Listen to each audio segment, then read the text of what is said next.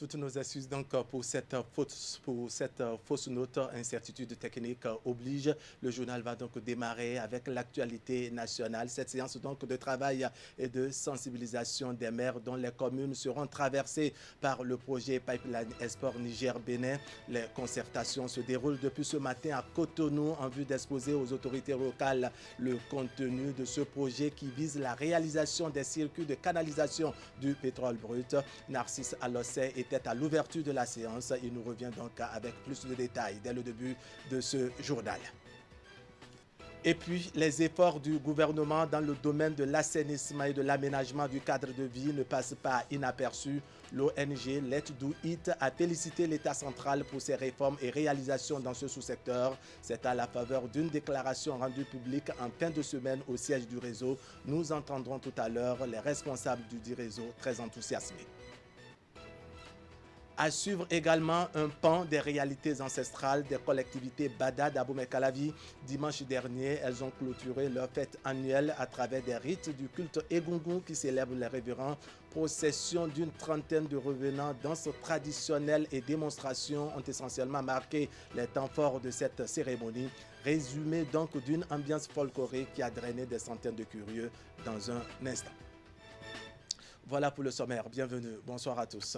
Après la réception du navire contenant les matériaux de construction du pipeline Export Niger-Bénin, les autorités communales et préfectorales dont les territoires seront traversés par la plateforme ont pris connaissance du contenu du projet en question. C'est à la faveur d'une séance de sensibilisation initiée ce matin même à Cotonou par le ministre de l'Eau et des Mines. Les détails maintenant avec Narcisse Alossé et Eder Humpevi.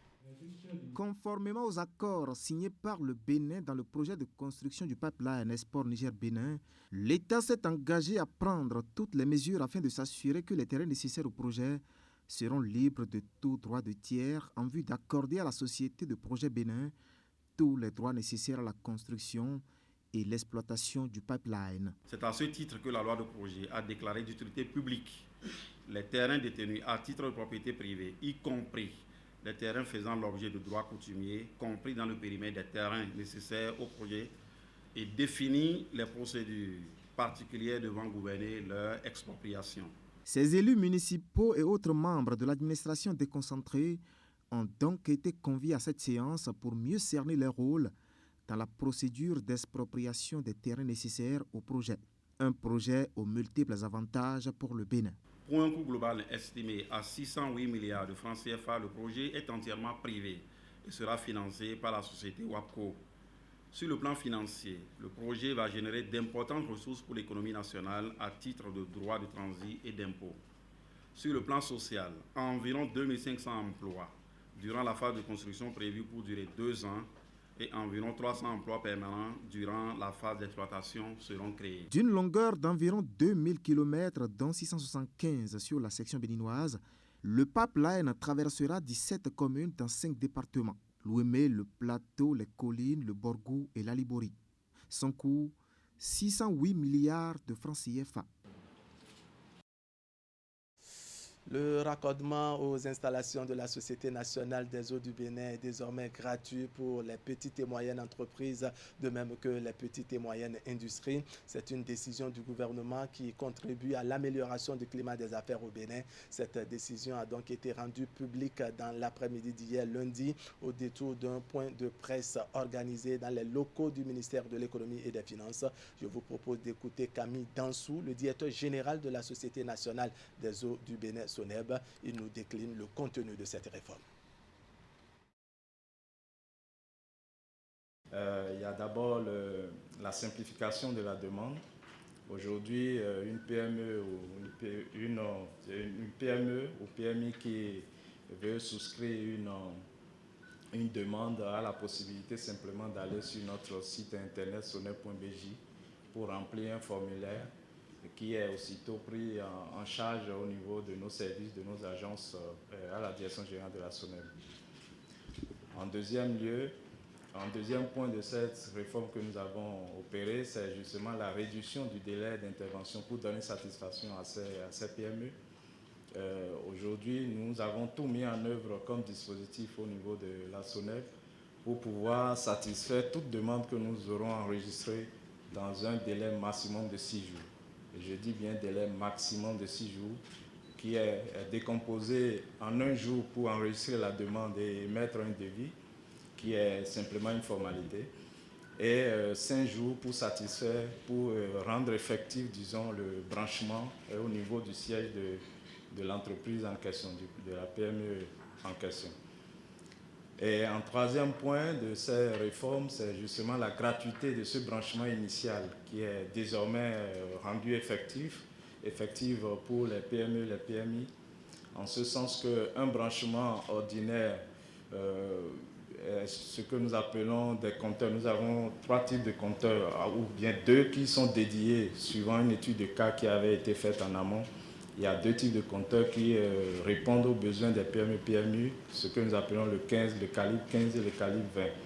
Ces 2 calibres d'ordinaire reviennent en termes de branchement à 105 000 et 110 000.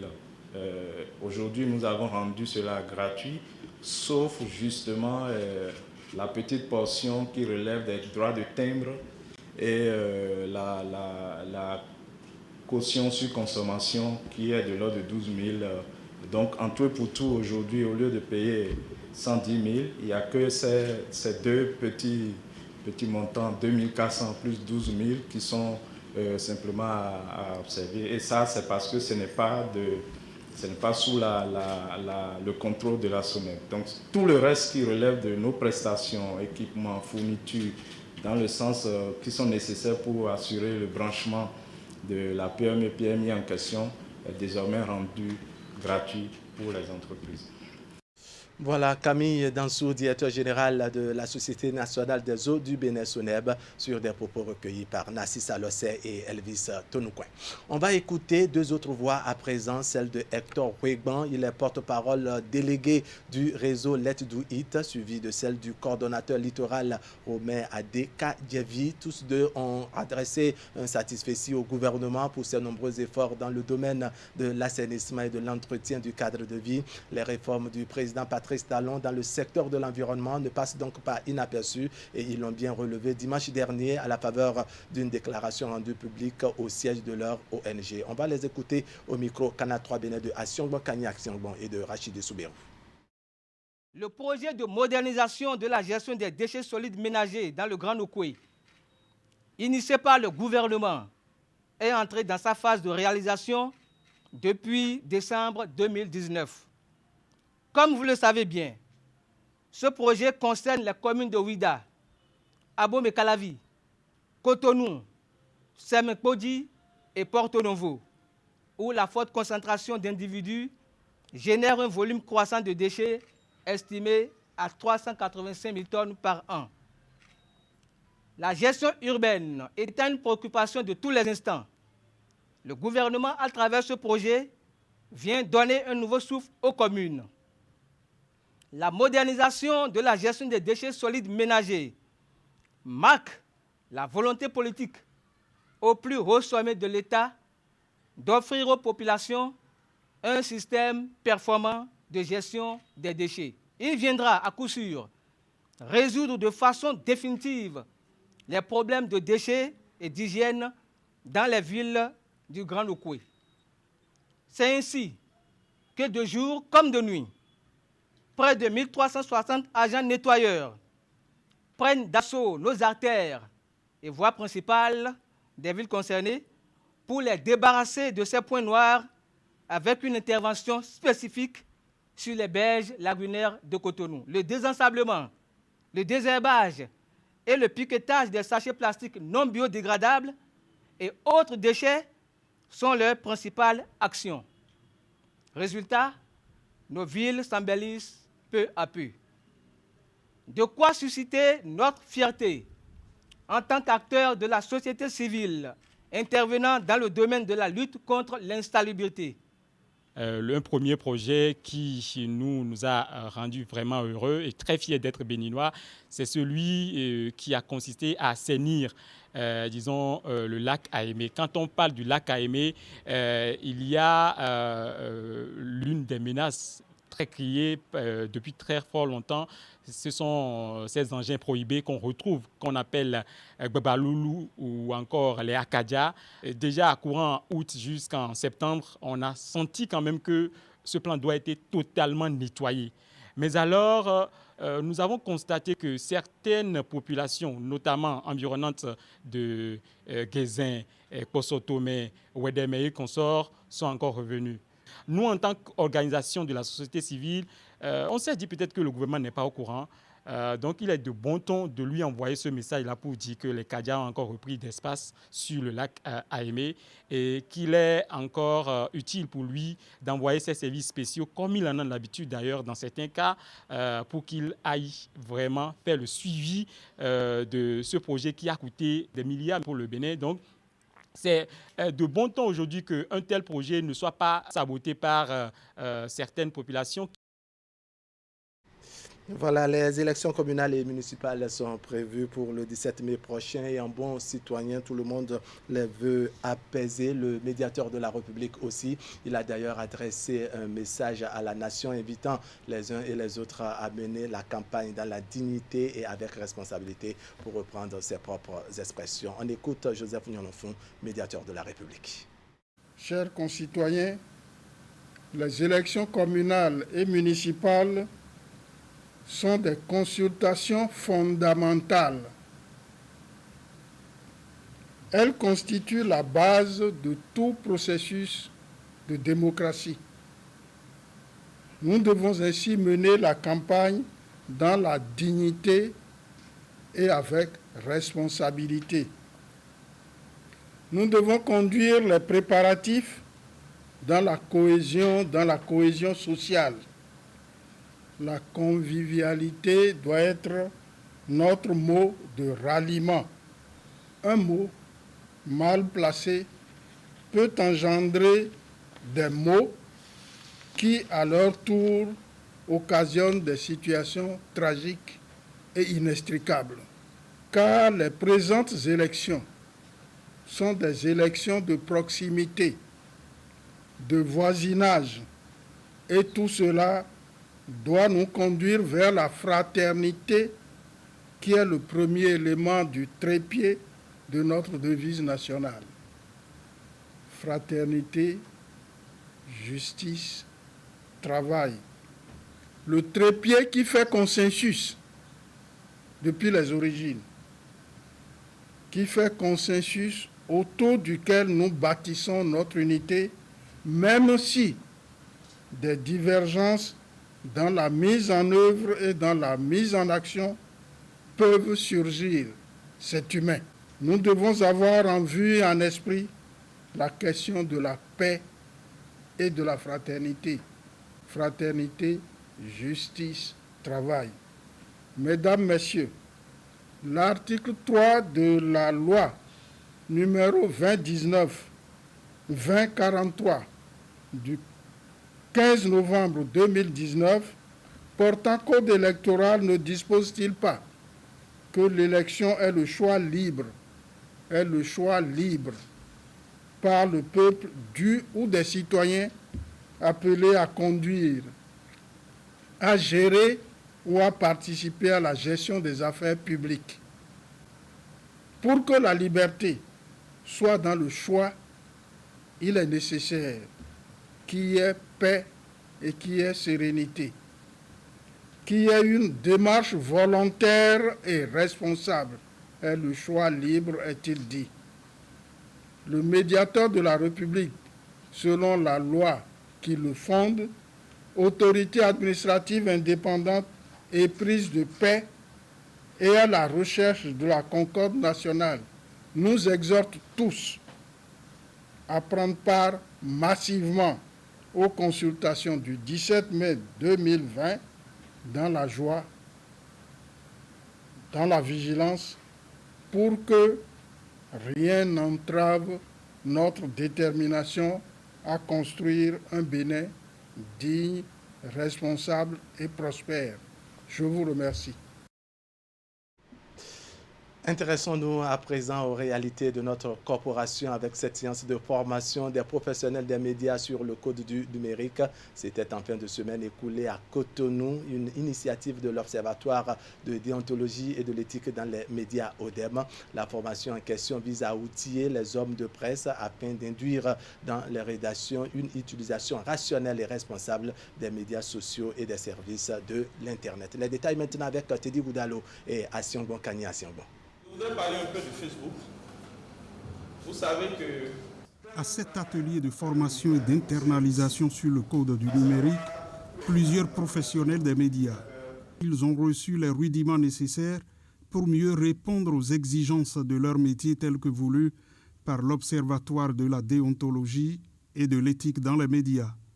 Ceci à travers différentes communications sur des thèmes bien précis. Nous devons comprendre qu'il y a des règles à observer. Le journaliste qui est spécialiste doit pouvoir respecter les protocoles sacro-saints pour aller à la gestion de l'information. Les nouvelles technologies aujourd'hui et tout ce qu'il y a comme arsenal qui régit ce secteur aujourd'hui devrait nous permettre à ce que nous remettions en cause. Non pas parce que nous ne savons pas faire notre travail, mais parce que c'est l'instant qui nous l'impose. Donc, nous devons nous adapter. De cette formation, il est attendu des professionnels une utilisation rationnelle et responsable des médias sociaux et des services de l'Internet. À cet effet, les échanges sont allés dans le sens du journalisme sur le net et la déontologie de la presse en période électorale. Et l'objectif de l'ODEM, c'est de faire un plaidoyer pour que le journaliste qui a été formé à utiliser des protocoles sacro-saints de gestion de l'information, ces journalistes n'aient pas deux casquettes. Quand on nous voit sur les tabloïds, les médias traditionnels, il faut que sur les réseaux, même si la technique d'écriture n'est pas la même, qu'on sente que celui-là qui a produit ce contenu est un journaliste. Vous avez besoin de vous démarquer. Vous avez une responsabilité sociale, surtout en cette période électorale. Vous ne devez pas tomber dans ce piège qu'est le code du numérique. Une loi qui, pour peu, malgré votre titre de journaliste, lorsque vous n'y prenez garde, peut vous priver de votre liberté. L'atelier de formation émane du projet pour l'utilisation responsable des médias sociaux que pilote l'ODEM. Il s'agit pour la fêtière de mettre dans la conscience de chaque Béninois la délicatesse du numérique en vue d'une bonne utilisation. Les professionnels des médias repartent donc bien outillés pour veiller à des productions saines dans leurs rédactions respectives. Tout autre chose à présent, la phase écrite du concours de recrutement au profit de l'armée béninoise s'est déroulée samedi dernier au CG1 de l'Okossa pour les départements, pour le compte donc des départements du Mono et du Koufo. 160 candidats dont 25 femmes ont composé, nous disent Geoffroy Vincent et Florando. Une nouvelle étape dans le processus de recrutement direct organisé par le gouvernement du président Patrice Talon au profit de l'armée béninoise. Elle se déroule ici, dans quelques salles de classe du Collège d'enseignement général 1 de l'Okossa pour le compte des départements du Mono et du Koufo. Cette étape est celle des compositions écrites. Les candidats sont au nombre de 160, dont 25 femmes. Pour le compte de cette matinée, ils sont soumis à une épreuve de dictée et questions. Pas d'absent pour l'heure.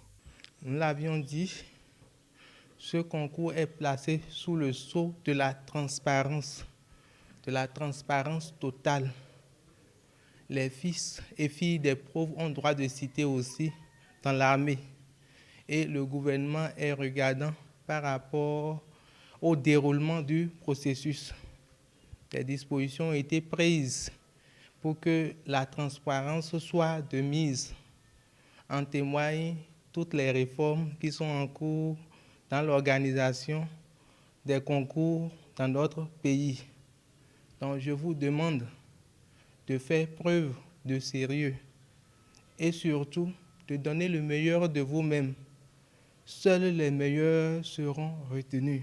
Pour cette phase écrite, qui dure 24 heures, les candidats sont soumis à 3 épreuves. Outre l'épreuve de dictée et questions, il y a les épreuves de mathématiques et de civisme. Tout a bien commencé hier avec l'arrivée de la supervision et avec les hauts gradés de l'armée même qui sont présents. Et nous avons préparé les salles comme à l'accoutumée. Les numéros sont inscrits sur les tables comme il le faut et nous avons 6 salles ici avec une salle des démobilisés et 5 salles pour les jeunes volontaires pour l'armée.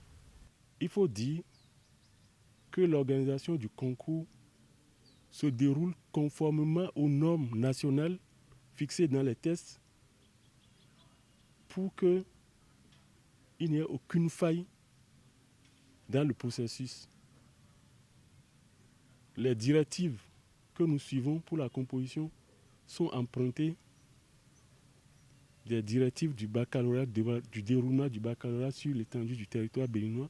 Je dois simplement dire que je suis là, représentant du chef d'état-major général des armées qui lui-même est présentement superviseur dans le département du Sud. Et le mot d'ordre ici, c'est que tout doit se dérouler correctement, que nous ayons sélectionné à la fin des jeunes dignes qui vont faire une carrière militaire dans la rigueur, comme c'est le cas pour la plupart d'entre nous. Pour rappel, cette phase écrite avait été précédée d'une phase sportive de sélection. La prochaine phase sera la visite médicale. Le même exercice se déroule simultanément dans 5 autres centres de composition qui sont situés dans les chefs-lieux des anciens départements. On change de cap avec la deuxième phase du programme d'amélioration du revenu de la sécurité alimentaire PARSA, un programme de la coopération belge qui a pris fin dans les 3 communes cibles du département de l'Atakora. Pour définitivement clore le dit programme, un atelier a été organisé jeudi dernier à Matéri. Objectif, faire le bilan et échanger avec les différentes parties prenantes de la commune de Matéri sur les acquis du PARSA 2. Les présentes assises ont été présidées par le directeur pays de l'île de Paix qui pilote le projet en question. Précision Alassane Harouna et Abdou Sabi Idrissou. 3 ans déjà que le programme d'amélioration du revenu et de la sécurité alimentaire par sa phase 2, un programme de la coopération belge piloté par Île de Paix a été lancé dans 3 communes de l'Atakora dont Matéri.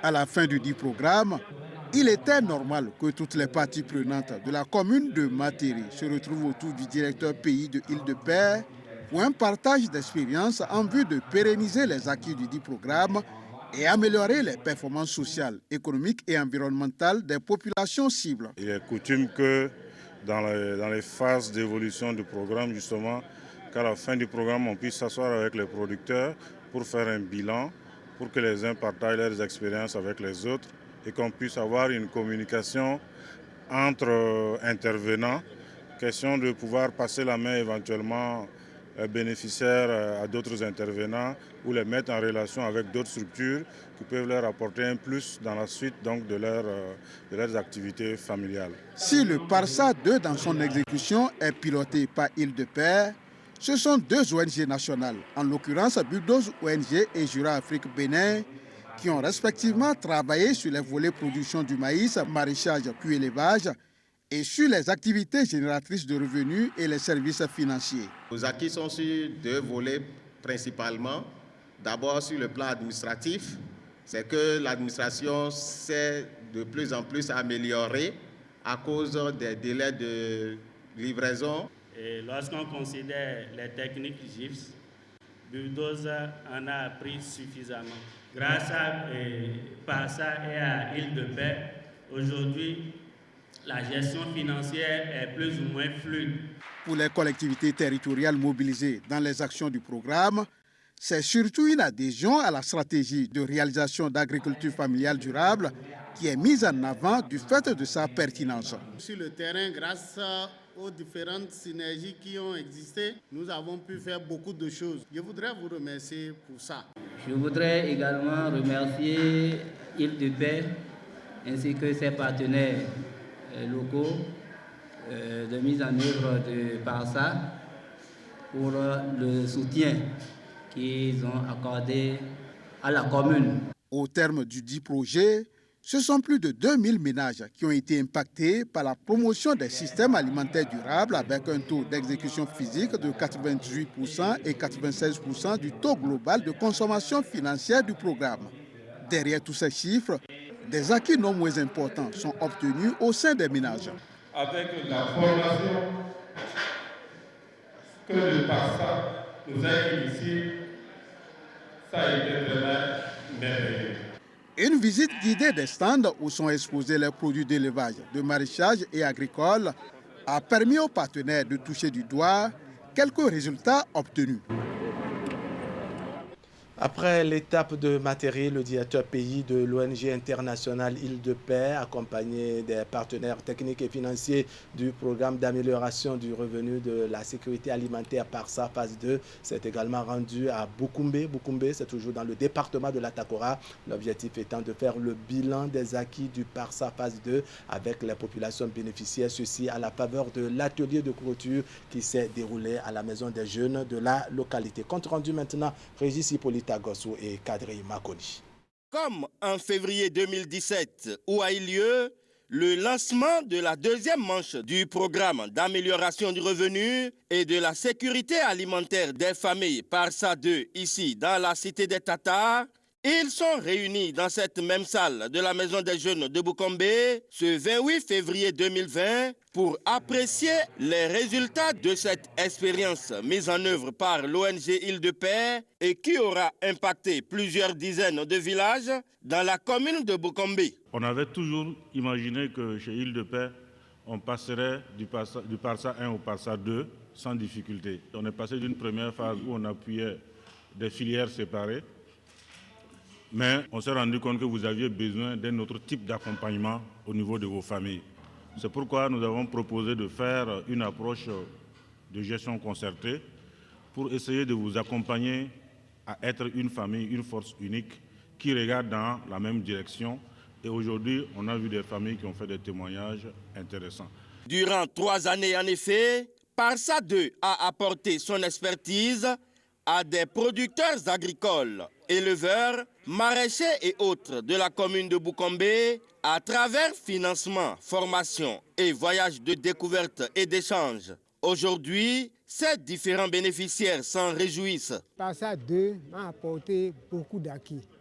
Je gérais mes trucs seul, sans concerter mes enfants, sans concerter ma femme. Avec PARSA 2, il y a une gestion concertée. PARSA 2 m'a permis de ne plus faire des dépenses sur les engrais chimiques. J'ai appris la technique de faire le compost. La campagne passée, je n'ai pas acheté un sac d'engrais pour faire ma production de jus. Mes superficies de maïs ont diminué, mais le rendement a doublé. Des performances rendues possibles grâce à l'appui de 2 autres ONG telles Jura Afrique Bénin, Bibdose ONG et aussi des partenaires techniques et financiers. C'est le moment, au nom du coordonnateur national de Bibdose, de dire merci pour cette collaboration. Je pense que Île-de-Paix ne quitte pas Boukoumbe, c'est le PARSA 2 qui finit. Pour moi, la fin d'un projet, c'est la fin d'une petite étape. Donc ne vous inquiétez pas pour la fin d'un projet, parce que c'est le rôle d'un projet de venir, de partir.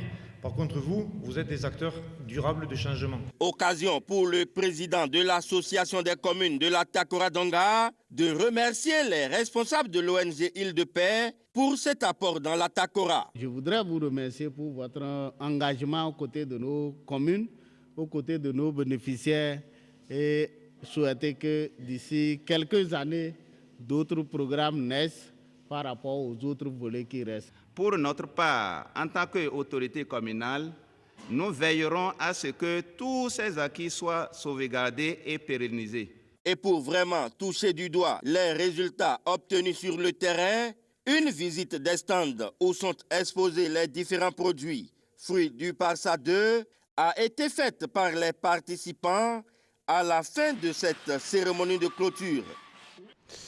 On en vient maintenant à cette fête annuelle des collectivités Bada d'Abomey-Calavi. Après 9 jours de procession, de danse et de démonstration, cette cérémonie annuelle aura permis au public venu de partout de se délecter des rites du culte Egungun de la collectivité Bada d'Abomey-Calavi toujours. Dimanche dernier, donc, une fin de cérémonie marquée par des rites particuliers, la sortie d'une trentaine de revenants associés au grand nom de la collectivité, la consécration du maire Georges Bada par l'ensemble des têtes couronnées réunies autour de Sa Majesté. Azinzé traduisé, Azinzé par l'œuf après. Reportage. L'apparition de ces revenants est bien souvent un moment de frayeur intense, mais aussi de joie débordante pour les membres d'une famille. L'un après l'autre, ils sortent du couvent avec ces noms qui rappellent de grandes figures de la collectivité Bada. Ici, à Lomanso Aïkpon, qui fut le premier chef canton d'Abomey-Calavi.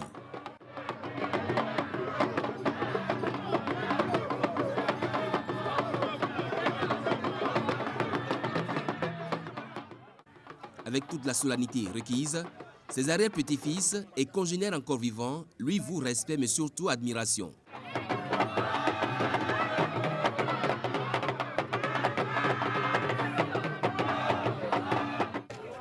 C'est toute la famille que mobilise ce rituel. Sur chaque accoutrement, des noms de personnalités qui, de leur vivant, ont porté haut le flambeau de la collectivité Bada disséminée de par le monde. La cérémonie fut de courte durée afin de laisser les aïeux retourner à leur lieu de repos. Dans toute famille associée au rituel Egungun, la sortie de ce genre de revenants marque la fin d'un parcours. 9 jours de procession, de danse et de démonstration de la divinité Egungun en ses formes les plus variées. Et la fête continue pour les vivants, réunis au Palais Royal. La fin de cette fête annuelle, dimanche 1er mars 2020, est aussi l'occasion pour les têtes couronnées de consacrer un fils de la collectivité Bada, l'actuel maire d'Abomey-Calavi. Pour ces dépositaires de la tradition, réunis autour de Sa Majesté Azinzé Aganan Erin IV, le bilan de Georges Bada plaide pour une continuité des actions et des nombreux chantiers en cours sous le leadership éclairé de l'actuel chef d'État Patrice Talon. Passé ce rituel, la fête poursuivie sur la place publique ce dimanche s'achève en apothéose.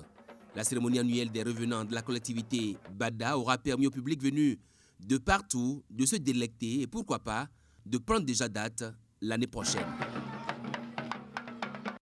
C'était trop beau pour durer ce reportage signé Mananian Bosso et Derhung Pevi. Autre chose à présent, exposition d'art plastique au Centre culturel artistique Africa à Cotonou. La sœur Henriette Goussi Kende, à travers ce vernissage, reconnaît la bravoure et la détermination de toutes les femmes, notamment africaines. Amazone de l'ombre, c'est l'intitulé du thème de l'exposition qui a mobilisé les amoureux d'art. Le point avec Teddy Goudalo et Ulrich Gaba. Derrière ces œuvres d'art plastique soigneusement exposées dans cette galerie et qui forcent l'admiration des visiteurs, se cache le talent artistique d'une Amazone. Henriette Goussi Kende, qui à travers ce vernissage fait un clin d'œil à toutes les femmes battantes, à l'image de la reine Tassi Rangbe, ignorée selon l'artiste plasticienne par l'histoire. Tassi Rangbe fut l'unique reine de l'ère de la royauté du Dahomey de 1708 à 1711. C'est elle qui a créé le corps des Amazones, ces femmes d'une rare bravoure qui donnèrent du fil à retordre à l'armée du général Dodds. C'est une excellente exposition, c'est nouveau dans le paysage béninois, voilà, de mixer le quotidien avec ce que moi j'appelle de l'abstrait, mais avec de la technicité fine. Au-delà de son amour pour Dieu, Henriette Goussi Kende vient donc ici traduire la bravoure et la détermination des femmes de l'ombre des temps modernes. D'où le thème de cette exposition, Amazone de l'ombre. Chaque tableau d'art est caractérisé par le vécu quotidien des braves femmes, à savoir le vivre ensemble, l'engagement, la délivrance et bien d'autres. La sœur Henriette Goussi Kende est en effet à la 40e exposition de sa carrière. Les Amazones restent le symbole de ténacité. Elles ont sacrifié tout. Leur affectivité, leur maternité, en un mot, tout ce qui est cher à la femme en général et la femme africaine en particulier.